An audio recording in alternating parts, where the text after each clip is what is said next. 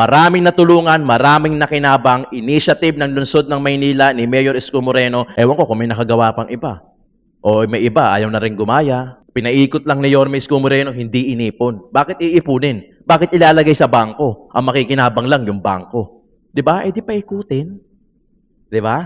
Libreng sakay.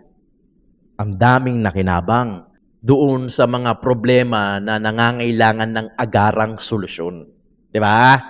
Yan ang sinasabi ko. Iba pag eksperyensado, iba pag laking kalye, iba pag laking kalsada yung namumuno eh. Alam eh, walang mag-uunahan ng mga jeepney driver sa pasahero. Wala kang makikitang naghaharangan. Alam mo yun, yung gumagapang, yung uunahan nila yung issue na bayan, ating pag-usapan. What's up mga kayon, and welcome back pa rin syempre dito lang sa Joe Malone TV para sa issue na bayan, ating pag-usapan. Di kami natatakot sa katotohanan. Isa maganda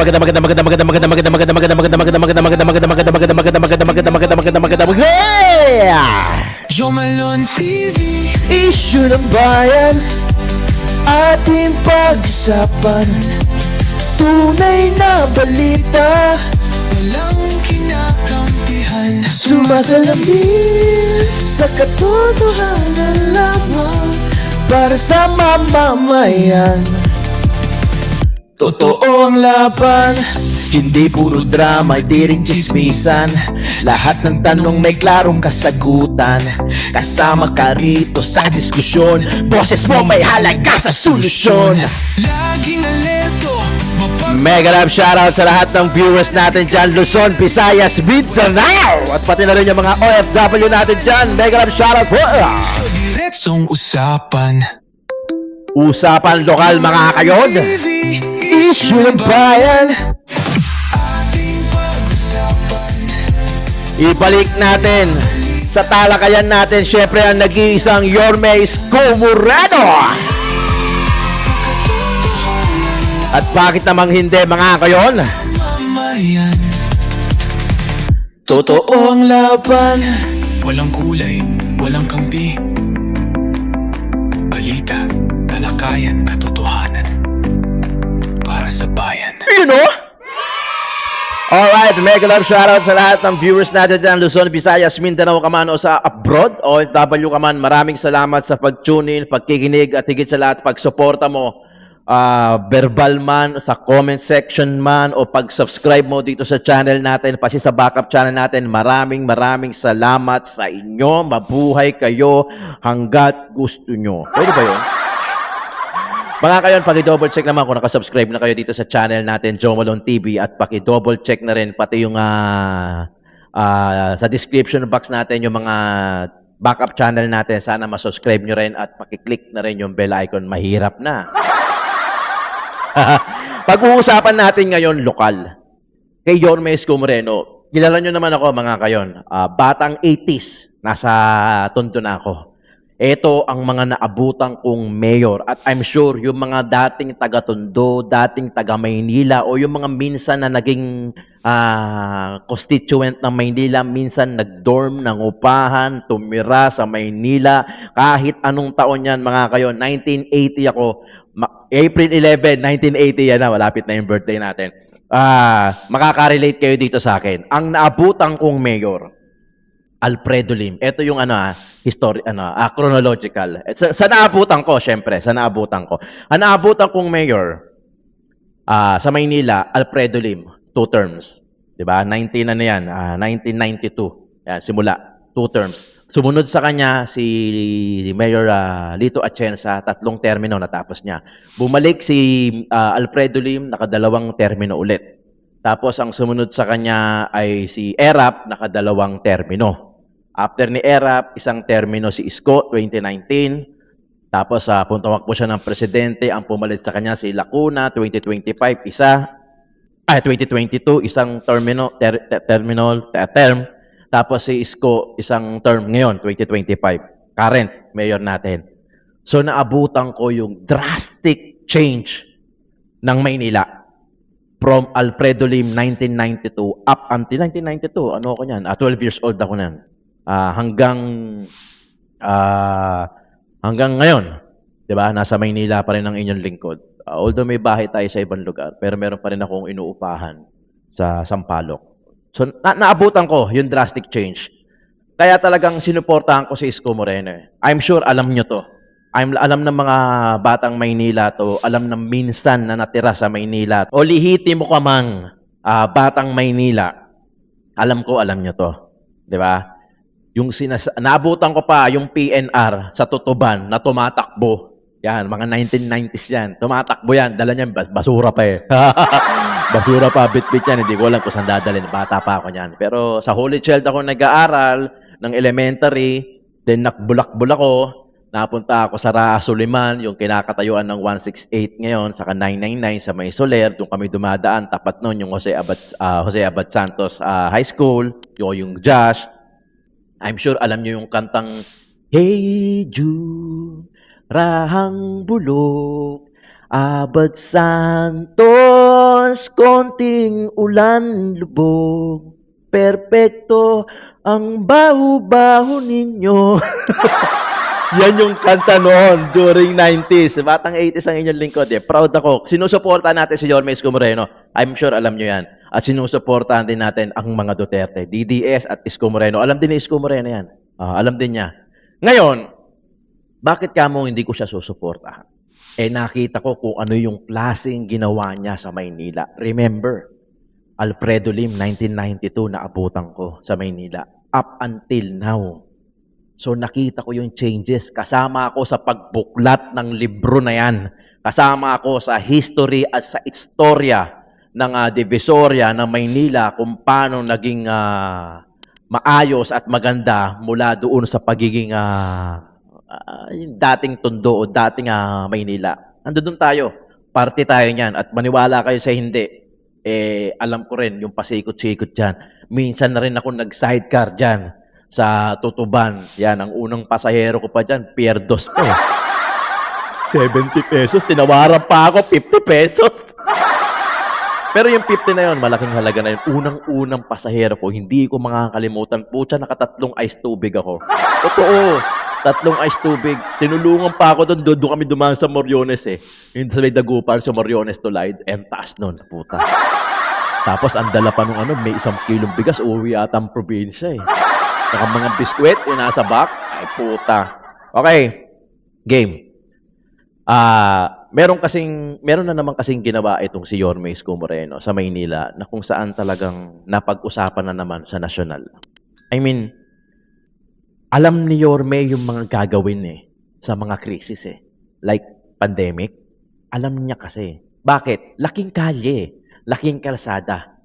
Walang choice noon sa buhay. Pilit dinala, nilabanan yung pang-araw-araw na hamon ng buhay sa kalye, sa kalsada. Kailangan niyang gawin para makasurvive. Diba? I'm sure kayo din, minsan tayo, yan, na-experience din natin yan. Yung mga galing sa mababa hanggang sa kahit papano nakapagtrabaho, nakapag-aral, hindi man yumaman pero nakaluwag-luwag na onte, nakapag-ipon, nakapagtayo ng negosyo, na maliit na negosyo. I'm sure alam nyo yan. Si Isko Moreno kasi batak. In terms of batak sa kalye, batak sa kalsada. Kaya alam mo yung alam niya yung yung hilatya ng bituka ng Maynila. Kasi nandoon siya nung tinitiklop yung libro na yan At in fact, party pa siya doon. Naging konsehal, naging vice mayor, hanggang sa naging mayor. So in short, tested. Witness ako dyan. Witness ako sa pagbago ng Maynila hanggang sa ngayon. Totoo naman Gaya na sinabi ni Yorme Isko Moreno, hindi naman natin mapeperfecto ang Maynila. Hindi naman talaga. Wala namang ganun. Diba? I'm sure agree kayo Wala namang perfectong lungsod. Pero at least kahit papano, itong taong to, pinagmamalasakitan yung kapwa niya. At higit sa lahat, ginagawa yung trabaho niya. At, gaya ng lagi ko sinasabi, yung trabaho madaling gawin Kahit kayo Yung trabaho niyo dyan, I'm sure kabisado niyo na Diba? Alam niyo na kung anong oras kayo magpepetics. At alam nyo na kung anong oras kayo magkukumahog para matapos yung mga deadlines. So, tama, di ba? Yun yung trabaho. Sa una, mahirap. Pag ginagawa mo na overtime, dumadali na. Di ba? Dumadali na siya. At hanggang sa, ginagawa mo na lang. Di ba? Pero iba yung may malasakit tulad nitong si Yorme Isko Moreno. Yung Yung you go beyond your job description. Okay? Game. Meron akong mga iilang dito. Ito yon. Nung nagkaroon ng oil crisis sa crudo, ito initiative to ng lungsod ng Maynila. Initiative to ni Yorme Isko Moreno na bigyan ng 3,000 araw-araw. 1,000 sa driver, 1,000 sa operator, 1,000 sa diesel.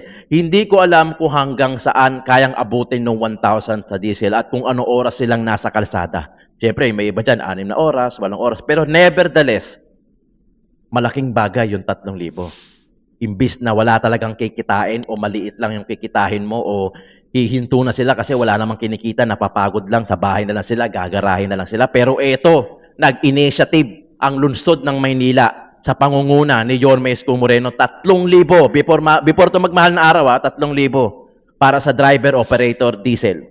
Tapos, okay? Umandar ang libreng sakay. Kasi tumaas na ang gasolina Mabilis pa sa racket, talagang dumoble, 100%. 120% pa nga ang taas ng diesel. Diesel ang ginagamit ng mga jeep. Ito yan nagsimula ng March 30. Ito yung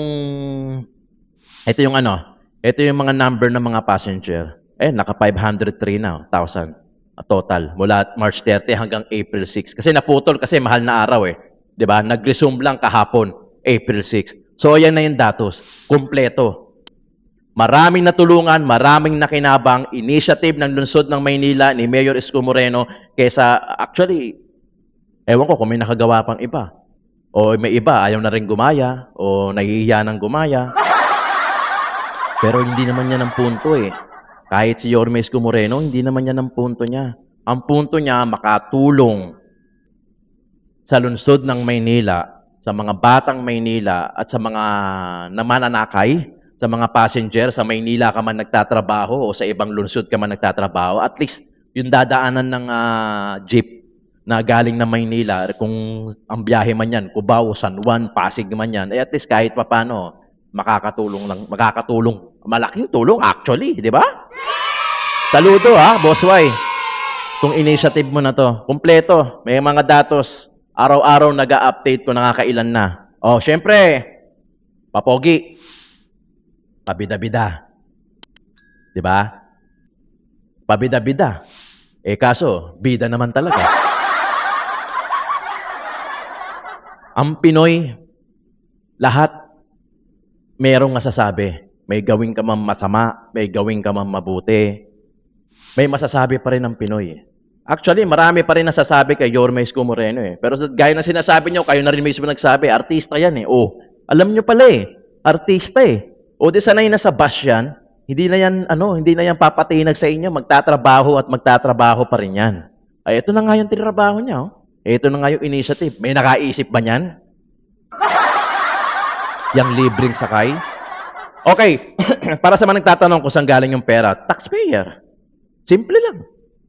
Galing din sa tax ng Malilenyo.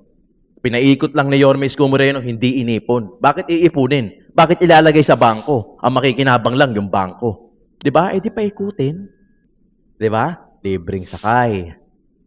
Ang daming nakinabang. Yung mga nagtatrabaho, hindi nila naiisipin ngayon yung pamasahe nila. Iisipin na lang nila ngayon na kailangan nilang gumising na maaga, makahabol sa pila. Siyempre, libre yan. Expected na mahaba yung pila. Pero ina-accommodate naman lahat. At marami naman yan. Marami mga jeep na bumabiyahe ng ganyan at sumang-ayon. At sa mga joda, magtiwala lang kayo sa mayor ninyo, kay Isko Moreno. Lahat yan gagawin para sa inyo. Diba?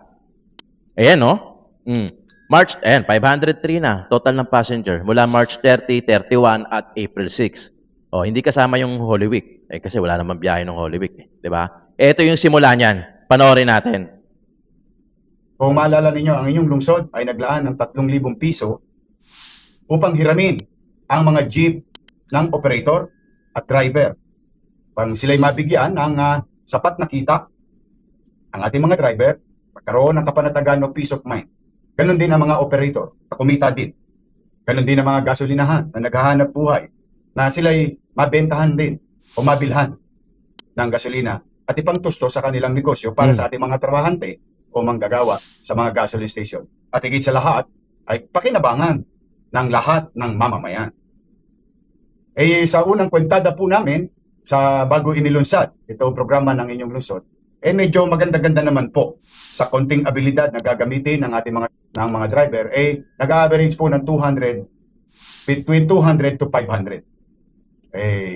Di na po yun halos makabubuhay ng pamilya. Kaya po, sa 1,000 pesos, panatag na sila, hindi na sila kailangan may stress, no? May panggasolina sila, may kita ang operator, and so on and so forth. Now, mangyari ba, kahapon, bagay na wala naman tayong kontrol, no? Yes. Ang bansa, ang syudad ng Maynila, sa presyo ng krudo, sapagkat kung paano tayo bebentahan ng ating mga suking tindahan, if I may put that in a right perspective, na nagdadala ng langis sa mga kumpanya ng langis sa ating bansa, sila po magsasabi at magsasaad kung magkano yung presyong ibebenta nila. Doon, wala tayong kontrol. Yes. At ang naging epekto nito, kahapon po, nakalulungkot mang isipin, Tumaas. tumaas po ng 11 pesos March 31 to to 12 pesos ang presyo ng diesel. Malugod ko pong ina-announce sa lahat ng driver na sumali ngayong araw na ito March 31. at magpasa hanggang susunod na linggo at may awa ang Diyos. Sana nga't magtuloy-tuloy ito habang may krisis. But for the meantime, i-update ko naman kayo. Simula sa araw na ito at Lunes next week, Martes at Miyerkules, malugod ko pong i-announce na yung savings nating 661,000 kahapon ay idadagdag natin ngayong araw na ito. So, madalit salita, mga driver, dadagdagan ko po ng 500 pesos ang bawat araw ninyo upang sa Galing. ganoon yung pagtaas ng presyo ng 2 Makasabay. pesos kahapon ng crudo ay ma-offset ngayong araw na ito at sa mga darating pang araw.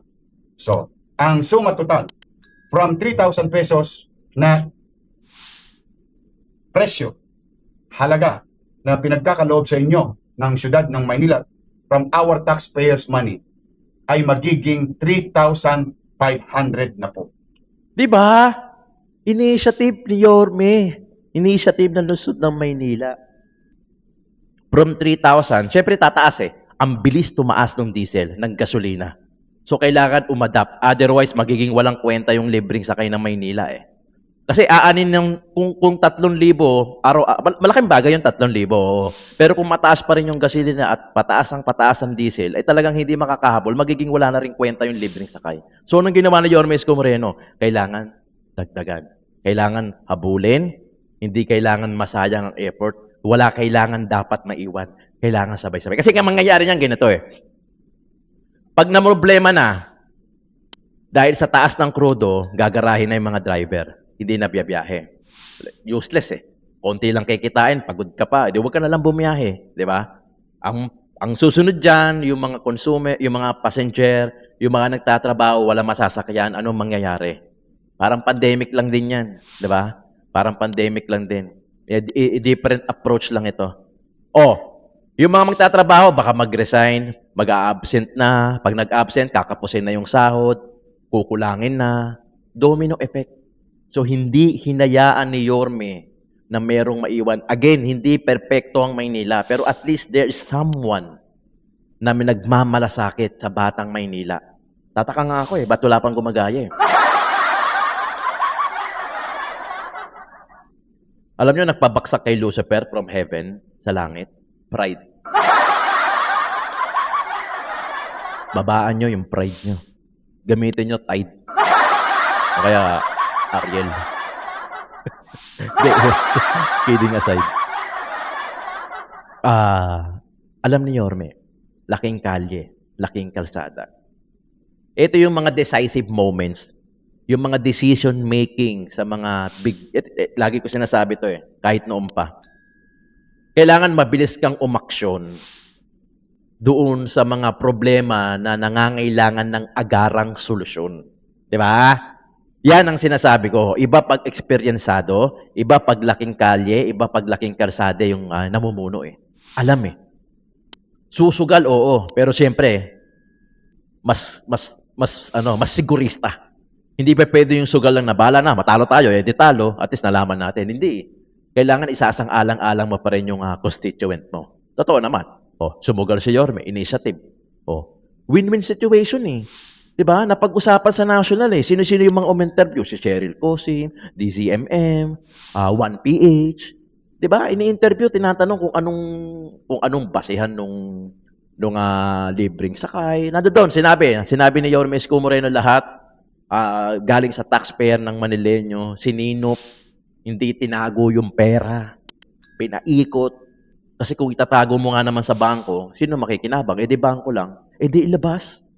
Ibalik sa taxpayer yung serbisyo. I-convert sa serbisyo, kumbaga. Yung pera na nanggaling sa tax ng mga batang Manileño, kinonvert sa serbisyo para sila pa rin ang magbenepisyo, ang mag-benefit. Di ba? Ngayon, April 7. Di ba? From 3,000, naging 3,500, tumaas pa rin ang krudo di ba? April 7 today. Meron pong balita kagabi at mukha pong epektibo na ngayong umagang ito na patuloy na pagtaas ng presyo ng diesel or crudo for that matter. At ayon po sa mga balibalita at mga data na available ngayong umaga, ito ay nag-average between 17 pesos to 19 pesos. Madalit salita, 18 pesos po halos ang itataas ngayong araw na ito. At hindi lingid sa inyong kaalaman, mga nanay-tatay ko, na ang inyong lungsod ay gumawa ng paraan, in our own little way, na maibsan ang inyong mga gastusin sa araw-araw sa loob ng krisis na ito since last week o bago mag-Holy Week. At kahapon ay nag-resume po ang ating libre pamasahe program na kung saan ang ginamit po natin ay yung mismong mga jeep na inyong sinasakyan na taga-lungsod ng Maynila. At gusto ko pong ipabatid sa inyo. Ngayon po, may una, nasabi ko na po yung bad news. Bad news talaga ay yung pagtaas ng. But I have another sets of good news. The first good news is that yesterday, nadagdagan po tayo ng 7 jeep na sumali sa atin, jeepney driver. No? Ngayong araw na ito, kanina pong hindi po ako nagkakamali, mga alas 11 o pasado alas 11 mag-alas 12 ng hating gabi, ay kausap ko po ang grupo naman ng humigit kumulang 60 miyembro ng Balot, Blumentritt, H. Lopez, and so on and so on. At sila po ay sasali na rin sa ating programa. Kaya po ngayong araw na ito, malugod ko pong ibalita sa inyo na madadagdagan po tayo ng 59 na babiyahing jeep na libreng magbibigay ng sakay sa mga tagalungsod ng Maynila. Galing. Sa mga manggagawa, empleyado, estudyante, sa mga minamahal kong lolo't lola. At sino mang mga dumadako for in and out of the city of Manila kapag nandun po sila sa rutang dinadaanan ng mga nasabing jeep. Yun po ang unang good news. Ngayon po, hindi rin kaila sa inyo na from when we started this program na libreng sakay at ginawa po natin ay hiniram natin sa mga operator yung kanilang mga jeep at hiniram natin yung skill set ng ating mga jeepney drivers para makapagbigay ng libreng serbisyo sa taong bayan kung maibsan ang gastusin ng mga mananakit, mamamayan. Nagsimula po tayo sa 3,000. Ngunit nakalulungkot nung Lunes, nakaraang linggo, ay tumaas ng 12 pesos yung ating pong diesel. Kaya agad-agaran, a few hours thereafter, we made adjustment. Yung adjustment naman natin ay dahilan sa pinipilit natin maging masino sa paggasta ng taxpayers' money. Nakasave naman po tayo. At yung ating savings sa programa pang-araw-araw ay siyang idinagdag natin the same day. Pinaikot yung From pera. 3,000 naging 3,500. Sa I have said, no, kagabi, ang balita, ngayon, totoo na ang balita, tumaas naman ng alas 18 pesos. Kaya po, minabuti ng inyong lingkod. Ayaw ko naman nung masayang pagmamalasakit ng mga driver natin na nakikisa sa programa ng Lungsod ng Maynila. Tumulong kapagbigay ng libre serbisyo sa ating mamamayan. Meron din po silang pamilya. Bagamat taus-puso ang aking pasasalamat sa ating mga driver na nakisali sa ganitong programa, inuunawa ko naman yung kanilang ikabubuhay sa pang-araw-araw. Dahil sa pagtaas ngayong araw na ito ng krudo ay lalong liliit yung kita na ibinibigay Matik. at ginagarantiya ng pamahalang lungsod ng Maynila. Kaya po, minabuti ko na magpasya na dagdagan ng 500 pesos na extra effective today. Kaya po, nasa screen nyo na po. 4,000 na. So sa ating mga driver, pumanatag po kayo. Ituloy nyo lamang po ang inyong ginagawa. Galing. At hanggat kaya po natin, ay gagawa po po ng paraan upang matugunan ang inyong pangangailangang personal para sa inyong mga pamilya. At patuloy na maproteksyonan yung maiuwi ninyong neto or Yes. net income for the day.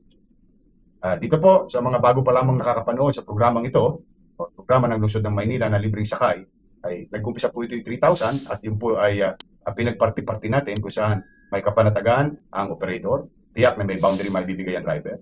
At yung driver may kapanatagan nakikita at mas malaki pa ang kinikita niya, garantisado at may peace of mind na may mauwi siyang maayos-ayos sa kanyang pamilya at meron siyang pangkrudo.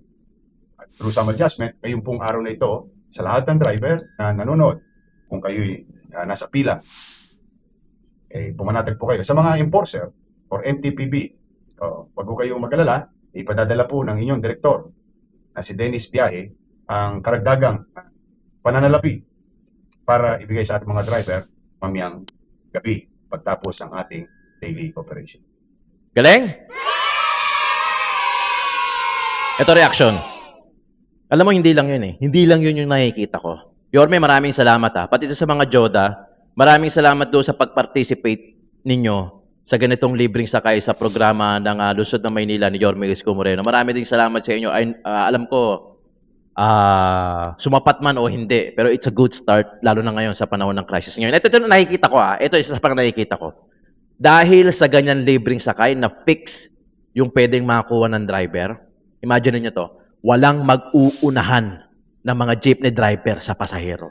Wala kang makikitang naghaharangan. Alam mo yon, yung gumagapang, yung uunahan nila yung jeep, tapos haharangan nila para hindi sila ma-overtaken, para makakuha yung ibang pasahero. Malilimitahan yun.